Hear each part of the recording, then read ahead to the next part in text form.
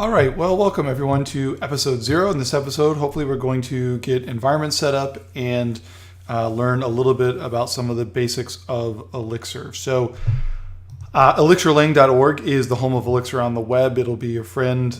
It's a constant resource for me for lots of different reasons, but you come to elixirlang.org and you'll find this link up here at the top. Here's the home page. You click on Getting Started. You'll come to this page, and it has lots of information about installers, distributions, precompiled packages. I will tell you that I have used 2 of these methods on this machine that we're on today. I had to use Homebrew because when I used the method I used on the other one, which was precompiled packages, for some reason I was getting an Erlang error that I couldn't figure out, and Google wasn't helping. So I just went to Homebrew, which I already had on this machine.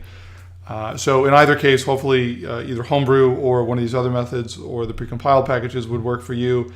And you'll know you've got the right environment set up when you can run IEX and you get this nice little prompt here. Whenever I'm doing development, and especially when I'm learning a new language, I end up doing a lot of interactive driven development. And the interactive prompt in Elixir is called IEX. So some of the most basic parts that we'll be using as we go through this process is the IO output. So the IO module and puts does, if you're a Ruby developer, it does exactly what you think it does.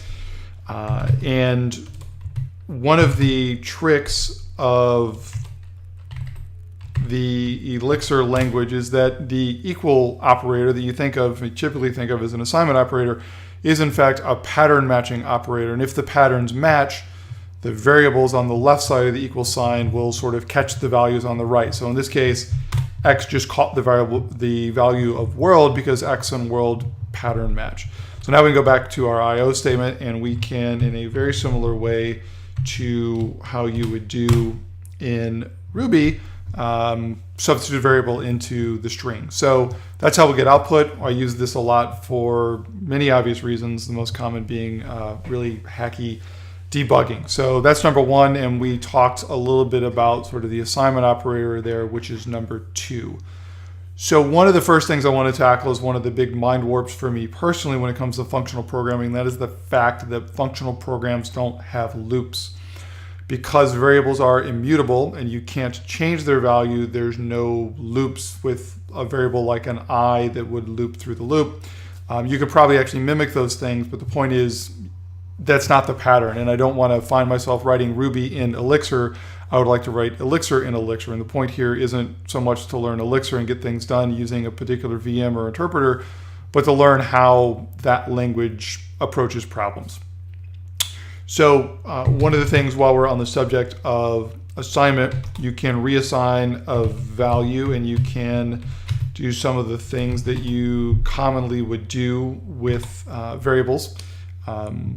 So that's some basic stuff that we'll be using here in a second. So the best example, the simplest example I could think of to show how to accomplish what you would use a loop for in other languages is writing a program that will sum all the numbers from a particular number down to and including 0. So the answer for the number 3 would be 3 plus 2 plus 1 plus 0, which of course would be 6. So in a normal procedural programming language, I shouldn't say normal, procedural programming language, you would probably define a loop to count up from 0 to 6 or from 1 to whatever the variable you pass in is. You'd create an accumulator, each pass through the loop. You take the value of the looping variable and add it to the accumulator. At the end, the accumulator equals the value that you're looking for. We don't have loops in a functional programming language, so we have to come up with a different solution. So what we're going to do in this case is we're going to write a little program to do it. This is a little easier to do through defining a module than it is through interactive. Typically, a Elixir program, if it's just a module meant to be included in other programs, you would typically give the extension EX. If it's a script that you mean to have sort of main-like functions, you typically would give it an EXS extension, which is what we're doing here. So that's what we'll do. The first thing to know is that in Elixir, everything happens in a module. So we'll define the module example. And down here, we will go ahead and call a method or a function we'll define here in a second. And we will pass it the number 6 and hope eventually it will pass us out the result of 21. So to do that, we need to define a function, and it will be passed in a variable. And after you define things, you have to add the keyword do. I often forget it. You'll get sick of seeing me do this. I get sick of doing it. So in this case, we could do this in a pretty procedural way. Again, this is what we don't want to do. This is writing Ruby in, this is mostly writing Ruby in Elixir. And so the first branch of the conditional, if we get called with the value 0, simply return 0. Otherwise, return the value of this number plus calling the same function with the next smaller number. So whereas in a procedural language, you tend to think of loops as counting forward from 1, say, up to 6 in this case.